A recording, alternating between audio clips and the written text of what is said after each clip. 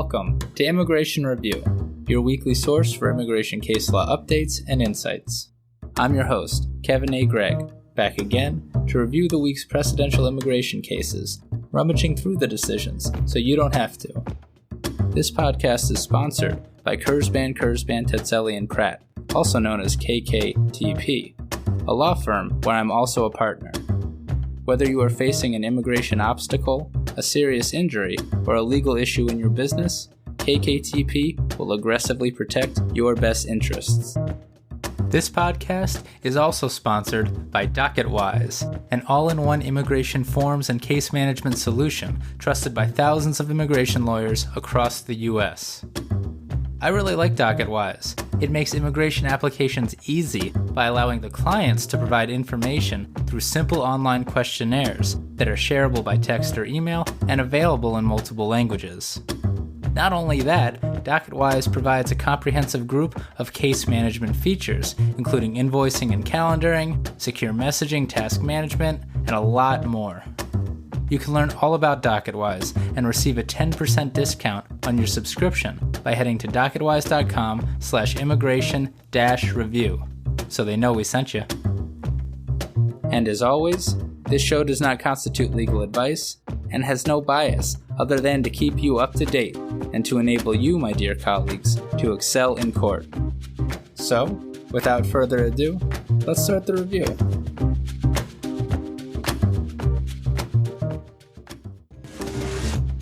Hope everyone had a great time at AILA National in Chicago. And congratulations to everyone who received AILA, AIC, Immigrants List, and all the other well-deserved awards. Immigration news was a bit slow this week, but a little birdie with a thick Brooklyn accent tells me that there may be immigration news coming soon. So why not shout out some patrons? Like relatively recent patron Marianne Steniyunis, pro bono immigration counsel at Ropes and Gray. Talk about an important ally. Thank you, Marianne, and thank you to Ropes and Gray for dedicating your resources to immigration advocacy. And as always, thank you to all the pod's patrons who help keep the pod podding. We're in the thick of Supreme Court season now. Hopefully the cases published in the coming weeks turn out better for our clients than did this week's. Here we go.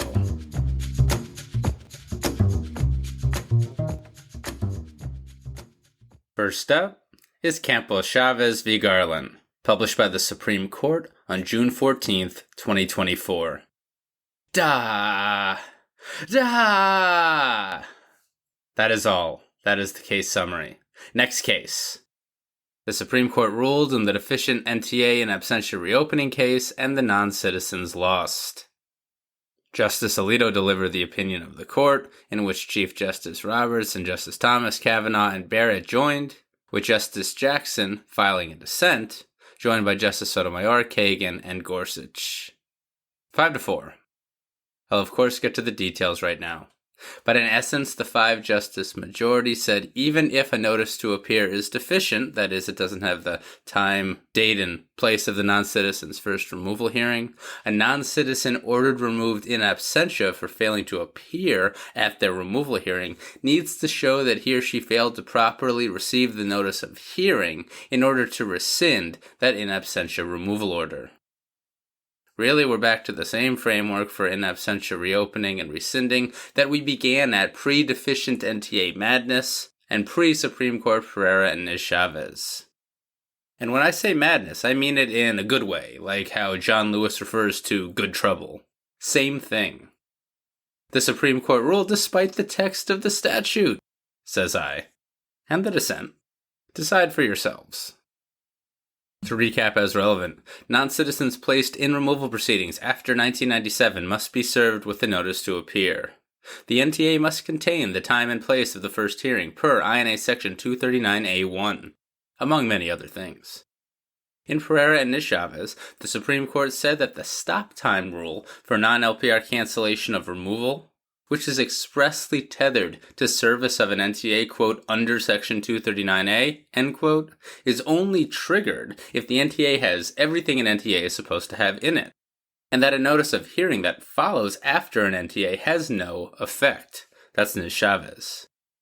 And that is also because the stop time rule statute references only an NTA, as defined at INA Section 239A. There are other ways to implicate the stop time rule, but none of those affect this decision or Pereira or Chavez. Back to in absentia orders of removal, which of course were not directly at issue in Pereira or Chavez. Under the in absentia statute, if, quote, after written notice required under paragraph 1 or 2 of section 239A, end quote, if the non-citizen fails to attend their hearing, the non-citizen, quote, shall be ordered removed in absentia, end quote. So long as the government, quote, establishes by clear, unequivocal, and convincing evidence that the written notice was so provided and that the non-citizen is removable, end quote. That's INA section 240B5A. So one argument being made here is that IJs can't even go in absentia in the first place if the NTA is deficient because there is no written notice as required under INA section 239A1, the statute that defines what must be in an NTA. The statute also, of course, references INA section 239A2, and that statute refers to notices of hearing. And under that statute, notices of hearing are sent when the hearing date changes. They are not case-initiating charging documents, though. We all agree on that. Okay, now there's another statute that describes when in absentia removal orders must be rescinded. There are 3 ways, but only one is relevant here. If the non-citizen, quote, demonstrates that the non-citizen did not receive notice in accordance with paragraph 1 or 2, end quote, of INA section 239A. Can I just stop to note how Justice Alito is really not here for the movement at the court and elsewhere to refer to non-citizens as anything other than aliens? Every time, Justice. Every time. I'm not going to get into the facts about the decisions at play here because it actually involves multiple non-citizens, as I've talked to death about on the pod. The 9th Circuit, 3rd Circuit, 4th Circuit, 1st Circuit, and maybe 10th Circuit, but I can't remember, would pretty much all rescind an in absentia removal order if proceedings were initiated with a deficient NTA. The 11th Circuit, I believe, would not. The 5th Circuit was kind of all over the place. But it's all over now, baby blue. To the Supreme Court, quote, a non-citizen can have his in absentia removal order rescinded under INA section 240B5Cii only if he can demonstrate that he did not receive a paragraph 1 notice or paragraph 2 notice, whichever corresponds to the hearing at which he was ordered removed in absentia, end quote. It's a real text-based decision, so here's the text again. The in absentia reopening statute requires reopening or rescinding where the non-citizen shows that he or she, quote, did not receive notice in accordance with paragraph 1 or 2 of section 239A, end quote. Textually, the Supreme Court majority reads the phrase in accordance only to apply to paragraph 1, the NTA defining statute. This is because the word or is, quote, almost always disjunctive, end quote. To the court then, that means either a compliant NTA or compliant notice of hearing can suffice, or that is to say, tank a non-citizen's attempt to rescind an in absentia order of removal. The majority believes the fact that IJs must go in absentia if a non-citizen doesn't appear following receipt of a notice of hearing supports this. Okay. But doesn't that discussion about the word or support the non-citizen's position? Seems that a non-citizen need only show that the NTA didn't provide notice or that the notice of hearing didn't provide notice. No? No. It's only notice for the hearing missed. So essentially then to the Supreme Court, if an NTA has no hearing at all, the notice of hearing cleans it up. A notice of hearing, quote, supersedes the NTA, end quote, under INA section 239A. There's some devastating dicta for use in another context, no? Justice Alito explains why by looking at the broader in absentia statutory scheme and because, quote, this reading aligns with common sense, end quote. And it destroys the arguments of all the non-citizens trying to rescind their in absentia removal orders here because they all received notices of hearing, or at least they didn't attempt to show that they hadn't. All of it, however, begs the question to me. Are proceedings even proper in the first place without a compliant notice to appear charging document? And relatedly, how can a notice of hearing properly change a hearing date that was never set in the first place? It wouldn't be a change then, it would be setting the hearing in the first instance. These are some of the logic used by the lower courts in prior decisions and in the dissent here. Well explained, Justice Alito. INA Section 239A2, the Notice of Hearing statute, provides that, quote, in the case of any change or postponement in the time and place of removal proceedings, a written notice shall be given to the non-citizen that includes the new time or place of the proceedings and the consequences of failing to attend such proceedings, end quote. As here, none of the non-citizens received hearing dates in the first NTA, quote, those times were all new. Those notices were the first time any of the non-citizens were informed when those specific hearings would take place, and those notices were for the hearings which they missed, at which they were ordered removed, end quote. I'm not going to lie, y'all, I'm not buying it. But I'm not a justice.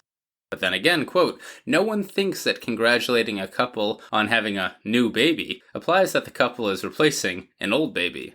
The word new describes something that has originated or occurred lately, end quote. That's fair enough, in the non-statutory baby context. But the Notice of Hearing statute also uses the word change. In the non-gender contexts, surely, explained Justice Alito, the word change can mean many things, including, quote, to replace with another or others of the same kind or class, to switch to another, to alter, or to modify, end quote. One of those things is what's happening here, explained Justice Alito. Now, I believe Justice Alito dissented in Pereira and Mejia. Indeed, Justice Alito was the only dissent in Pereira. And in Pereira, the Supreme Court said, quote, paragraph 2, presumes that the government has already served an NTA that specified a time and place because otherwise there would be no time or place to change or postpone, end quote. So, directly on point as to INA Section 239A2, in an 8-1 decision. Well, Justice Alito's day has come. Justice Alito says Pereira was narrow to the stop-time rule context and that it did not definitively say what was required of INA Section 239A2, or A1 for that matter. Dicta at best, says the 5-justice majority here. In dicta of his own, Justice Alito explains that NTAs are still important, but that non-citizens must appear at their notice of hearing, and at that hearing can raise their deficient NTA arguments, at which point an IJ has the, quote, chance to reschedule the hearing to cure any prejudice from the missing information, end quote. Justice Alito also assumes that all non-citizens who bring deficient NTA in absentia rescinding motions, quote, chose to skip, end quote, their hearings. What then is the point of INA Section 239A1's requirement that NTAs have the time and place of a first hearing? The majority does not say. But lots of favorable non-citizen precedent vacated, affecting tens of thousands of individuals. Dissent me down.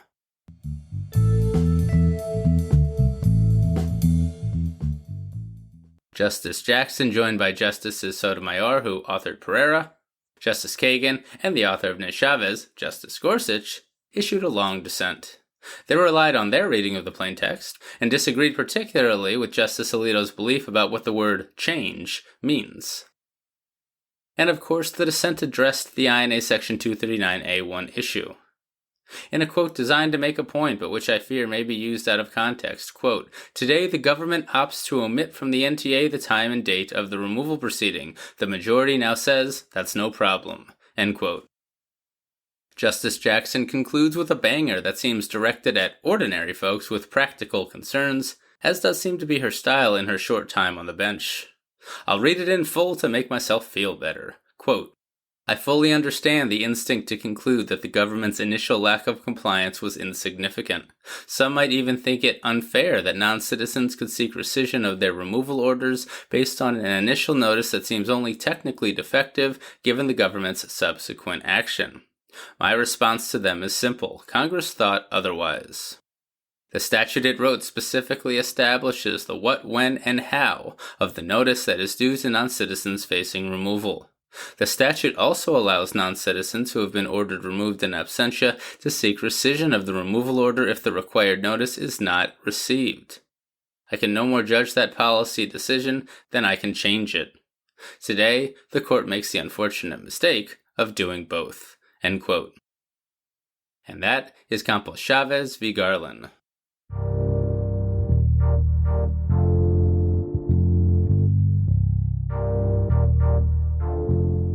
Had enough yet? We're just getting started. Next is United States v. Venjohn, published by the 10th Circuit on June 10th, 2024. This case is about that old new podcast favorite, vacating precedential decisions in the sentence enhancement context that had held that statutes were violent felonies or crimes of violence, but that no longer are because of the Supreme Court's recent decisions in Bourdain and or Taylor. Rolls right off the tongue. This case is one of them, a non-immigration case, but it means it's of course relevant for the immigration crime of violence and crime of domestic violence removability provisions. Judge Phillips dissented. This time around, it's Colorado felony menacing, in violation of Colorado Statute Section 18-3-206. That's Mr. Venjohn's old conviction. If it's a crime of violence, Mr. Venjohn's current conviction for felon in possession of a firearm, always the crime in these by the way, gets significantly enhanced. But it's not, because of the Supreme Court's recent Taylor decision. In so holding, the 10th Circuit recognizes that United States v. Amarillo, published by the 10th in 2011, holding otherwise directly on point to this Colorado statute is no longer good law. Same categorical approach applies, of course, to what we do in the immigration context. Like in immigration, the crime of violence definition at play here requires that the state crime always require, quote, the use, attempted use, or threatened use of force, end quote. Quote, if the statute criminalizes conduct that does not require such a showing, then no conviction under that statute can be deemed a crime of violence. The test is all or nothing, end quote. Indeed. Here's where the Supreme Court's recent change of law comes into play. Taylor was about attempted Hobbs Act robbery, episode 113. To the 10th Circuit, quote, in Taylor, the Supreme Court held that a threatened use of force requires some form of communication. The threat need not be verbal, nonverbal communication will do, nor need the threat be communicated to the defendant's intended target, so long as the defendant communicated a threat to a second person. Thus, some communication is required, end quote. Does the Colorado statute always require that? Well, the statute reads that a, quote, person commits the crime of menacing if, by any threat or physical action, he or she knowingly places or attempts to place another person in fear of imminent serious bodily injury, end quote. Even worse for Mr. Venjohn, quote, the crime is a felony if committed by use of a firearm, knife, or bludgeon, or a simulated firearm, knife, or bludgeon, end quote. But very importantly, Colorado courts have interpreted, quote, the statute's sweep broadly, end quote. Likely because some Colorado appellate judges want to make it easier for prosecutors to get convictions. But doing so has taken it out of crime of violence land, said the 10th. Quote, in People v. Saltre, from the Colorado Appellate Court in 1998, the Colorado Court of Appeals was firm that communication of a defendant's threat to his victim was unnecessary under the statute, end quote. Even if they have a weapon making it a felony, the victim need not actually hear or know that anything is being threatened to convict. The perpetrator just must intend to cause fear. But that is no longer sufficient for crime of violence purposes after Taylor, said the 10th Circuit. Again, the 10th Circuit believes that the Supreme Court in Taylor held that the phrase threatened use of force, the same phrase used in immigration, quote, requires some form of communication by the defendant, end quote. Looks like the 10th Circuit doesn't believe the Colorado statute divisible either, and really how could it, given the text of the statute? Case closed. Prior precedent abrogated. So much so that the 10th Circuit believes holding otherwise would be plain error.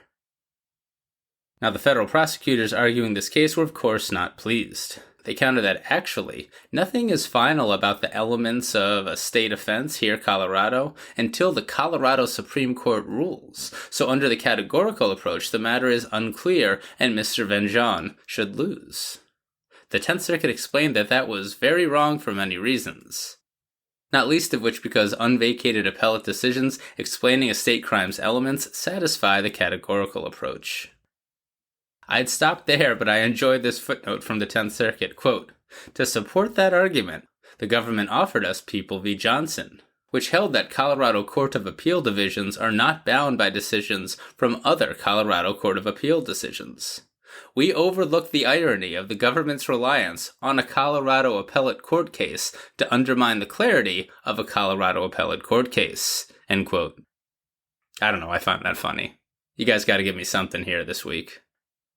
And if that argument ever gets thrown at you, here's this, quote, "It is a foundational pillar of our federalist judicial system that we show state courts a healthy respect for their judgments on state law, and they us for judgments on federal law. This includes, we think, recognizing the legitimacy and authority of a state appellate court's unambiguous interpretation of state law." End quote. Mr. Venjohn's getting less time and not one day more, even though, unlike his cousin John, he did not simply steal a loaf of bread. And that is United States v. Venjohn.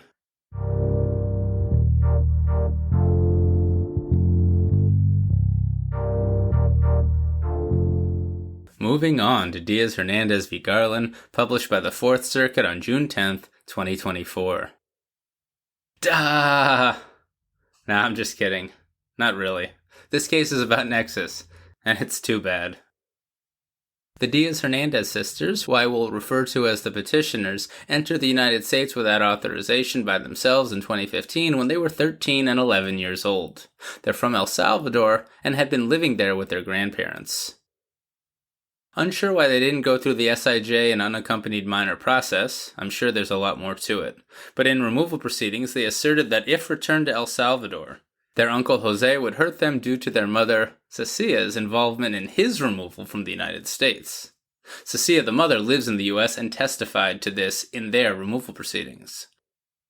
Seems like Jose was a pretty violent guy, which led to his removal from the United States, and then, indeed, once he was returned to El Salvador, he was very violent, as he was often drunk and under the influence of drugs.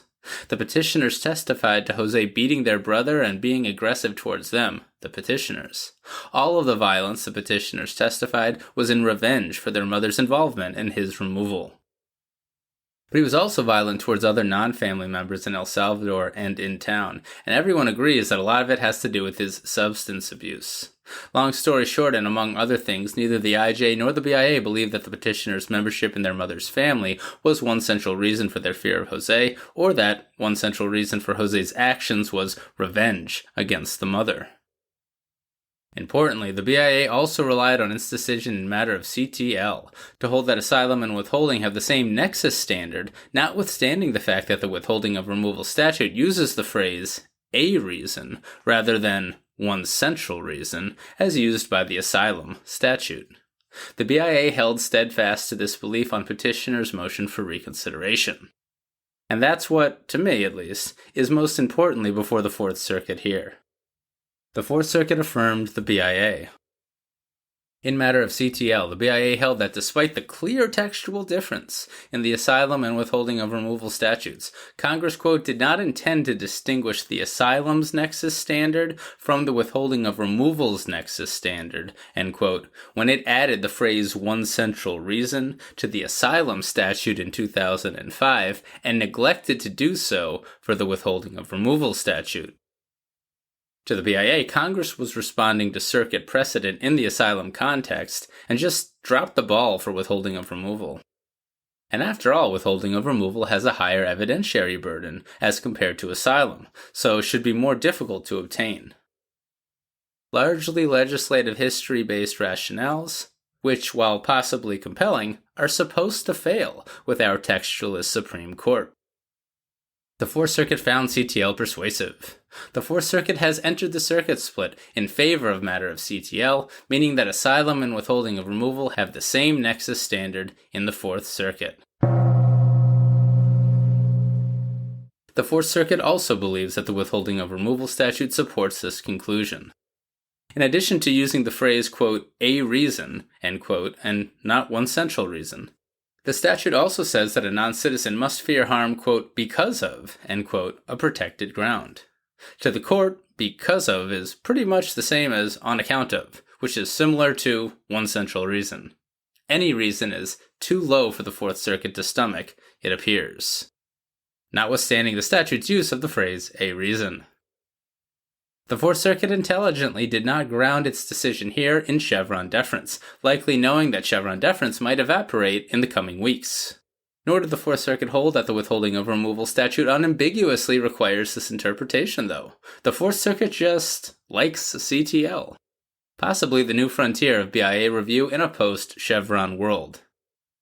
Doesn't hurt, though, that the Fourth Circuit has been applying the same nexus standard to withholding and asylum claims for many years. Turning then to the matter of nexus in this case, which the Fourth Circuit actually did first in its decision, but I'm going to do second, the court does not believe that the petitioner's family membership, or Jose's revenge against the mother, was one central reason for the harm feared. The court believes the reason, or more clearly, central reason, that someone harmed or wants to harm someone, quote, is a classic factual question, end quote. That means the BIA's decision gets a lot of deference, and it doesn't allow a circuit to reweigh evidence. Or really, for that matter, the BIA when reviewing the IJ. And that's how the court is really reading the petitioner's arguments here. The record plausibly showed to the Fourth Circuit that Jose was mostly just a violent drug and alcohol addict with mental health issues who assaults lots of people. However fearful petitioners are of their uncle, it's not for the right central reason, explained the Fourth Circuit. Meaning, the now young adult petitioners lost their case. And that is Diaz-Hernandez v. Garland.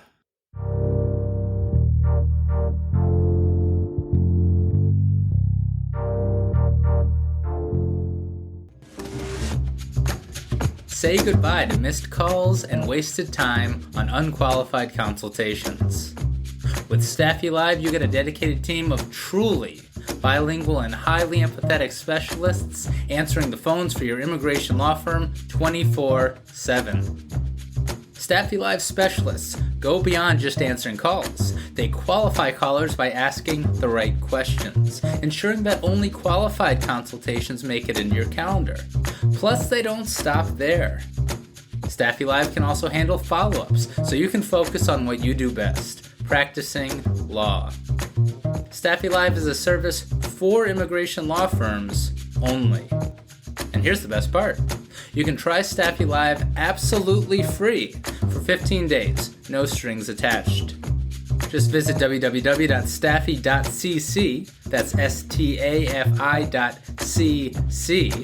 and click Get Started. Of course, use the code FREE to claim your free trial, or click on the links in the show notes.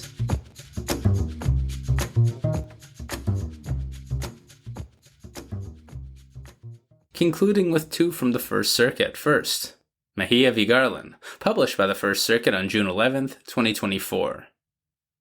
This is a short case about crimes involving moral turpitude. And I don't know, it says non-precedential, but it appeared on the precedential page of the First Circuit, and all signs point to precedential, so we're doing it. And the First Circuit is not pleased. See, this case was before the First Circuit 10 years ago, and by precedential decision, the First Circuit remanded and told the BIA to re-examine its reliance on the CIMT decision matter of Gerardo Delgado, and to properly apply the modified categorical approach to the CIMT analysis of the crime here. Looks like the conviction at issue is a theft-type crime. But by the time the BIA finally got around to do it, it had published matter of Diaz-Lizarraga, and so applied that new standard to determine whether theft-type offenses are CIMTs. Quote, where theft-related CIMTs once required an intent to permanently deprive, Diaz-Lizarraga expanded the definition of CIMT to include any theft crime where the owner's property rights are substantially eroded, end quote. The problem is with the First Circuit that Mr. Mejia has 1999 and 2012 convictions, and so applying the 2016 Diaz-Lizarraga definition to those crimes would be retroactive application of a new rule. No circuit, I believe, has permitted Diaz-Lizarraga to be applied retroactively, and the circuits that have addressed the issue at all have held that it can't be applied retroactively. The First Circuit hasn't yet ruled, but sympathizes. Indeed, even Oil admitted that application of Diaz-Lizarraga here, quote, imposes a severe burden on Mr. Mejia, who faces removal from the country that has been his home for 36 years, end quote. Something that usually counsels against retroactive application of a new legal rule, even in the immigration context. And just putting aside the 11th Circuit's really weird decision on retroactivity that we discussed recently. Anyway, given all that, the First Circuit is still a bit oddly going to give the BIA the first crack at deciding whether to apply Diaz-Lizarraga retroactively in this case. That being said, quote, "We have been clear that retroactive application of agency policy developed through adjudication can violate due process if it adversely upsets reasonable reliance interests," end quote. Although the First Circuit affirmed denial of a motion to reopen filed by Mr. Mejia, it's still remanded. The First Circuit denied that motion, though, because apparently Mr. Mejia was able to get that 1999 conviction revoked. But to the First Circuit, it doesn't appear that Mr. Mejia's conviction was vacated for procedural or substantive invalidity, as matter of Thomas and Thompson now requires. Also possible retroactive concerns on that one, too, by the way. Although if the 1999 conviction was vacated after Thomas and Thompson was published, I believe that's where the retroactivity analysis would begin, not at the 1999 year. So who knows? Discussed briefly anyway. So Mr. Mejia, though, might not be removable at all because his convictions might not be CIMTs. Remand for CIMT consideration, yet again. Meaning congratulations, Stephen A. Lagana, on this partial but important win. And that is Mejia v. Garland.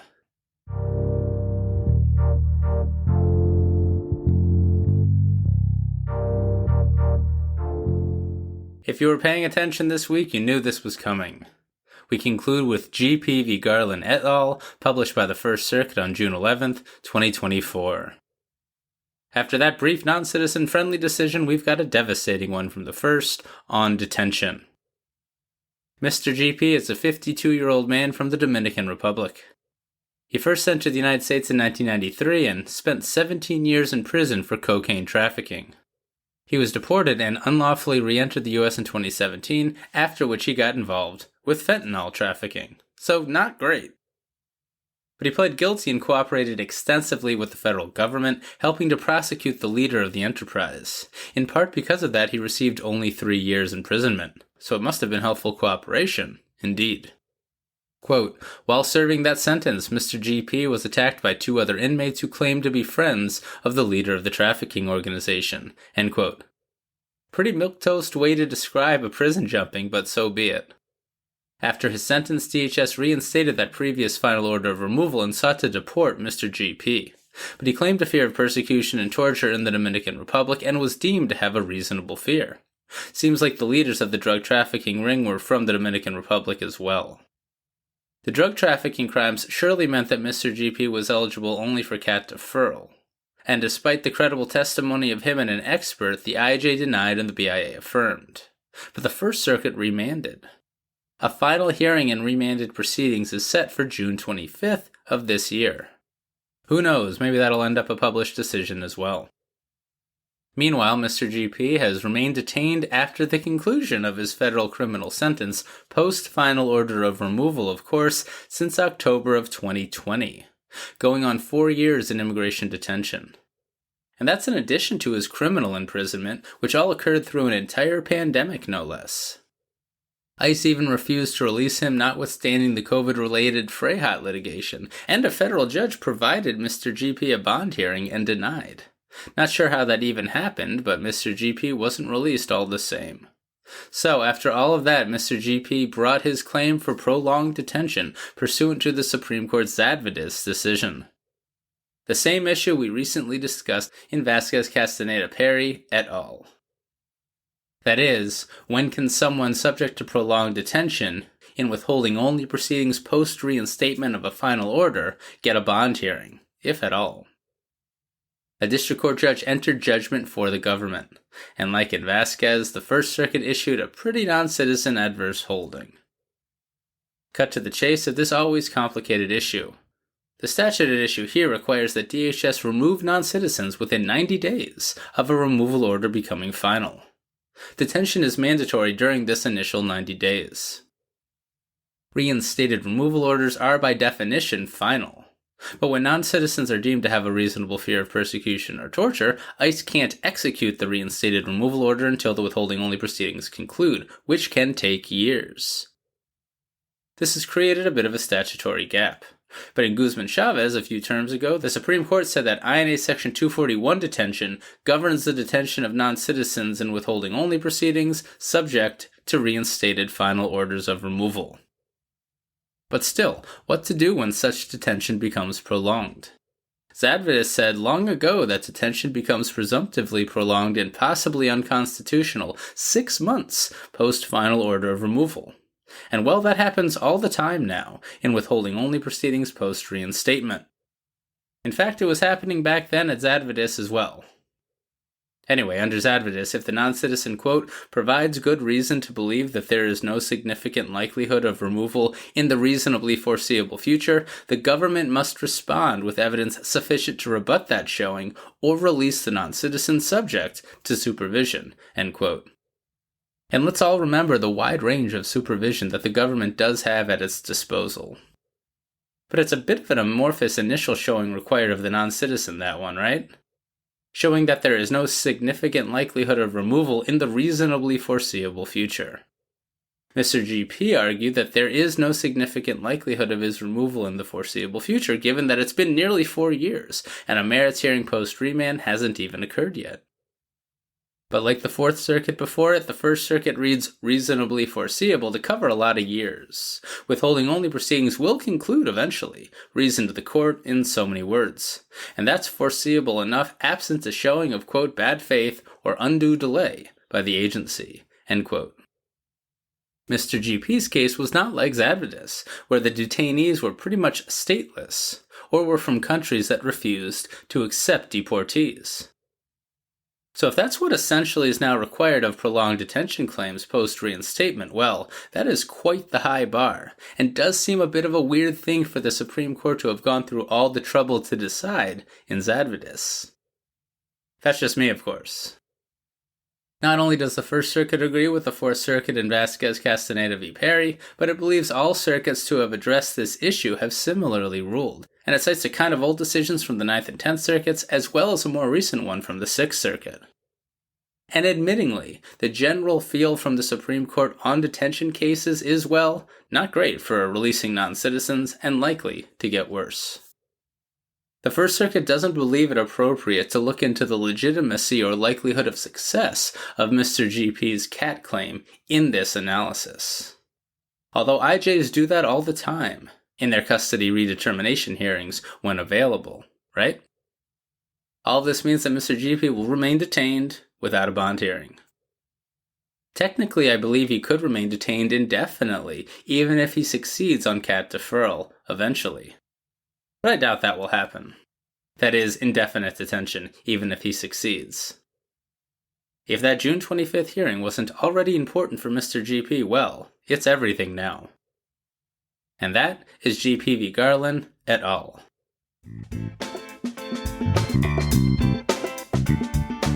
So there you have it. You're all caught up with the past week's published immigration cases. I'm Kevin A. Gregg, a partner with the law firm Kurzban, Tetzeli, and Pratt, and this has been another episode of Immigration Review.